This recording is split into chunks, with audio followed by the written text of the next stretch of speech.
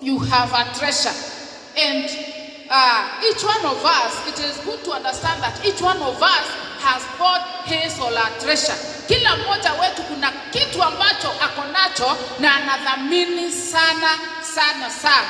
Lakini naye Yesu akanena na wao, akawaambia hivi, don't store up your treasures on earth, but store up your treasures where no moth can reach or destroy it. Bwana Yesu asifiwe sana. What is your treasure? What do you treasure most? What is the treasure of your life? Ama ni nini unapenda? Simbi wendete munotende yo robwaku.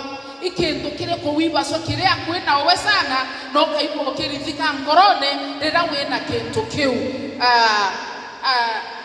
Where have you done your investment? Na nilianza na kusema ya kwamba there are so many investments that we can do.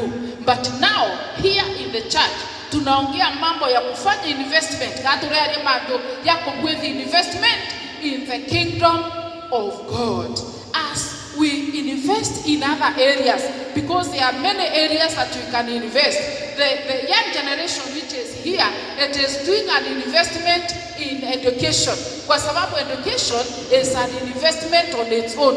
Wakati unasoma, wakati unafanya bidii darasani mwenu, wakati unakuwa mwangalifu kwa zile marks unapata kila wakati mkifunga shule, it is an investment of a kind that you are doing. Because kwa maana miaka itakapo kwenda na miaka itakayokuja, utaweza kuvuna kile ambacho umekuwa ukipanda kwa miaka mingi. Bwana Yesu asifiwe sana. Wakati mtoto anaenda shuleni, rera mwana eta kuthoma ario munini eta athoma eta rera kwithi graduation twamwira itare kana niretete kubwithi nyakerio kinya bara bwithite kerio kia grade 6 na bara bakubwithi kerio kia grade 9 na inya bara betete kwambiria kia form 4 na already kiambirite some papers. To vera a time has come when now you are going to harvest what you have been planting, which means hard work is like planting. No te menyoke vakindu tirandite kiroke vai kirora andite. Kama umekuwa ukifanya kazi kwa bidii, you will get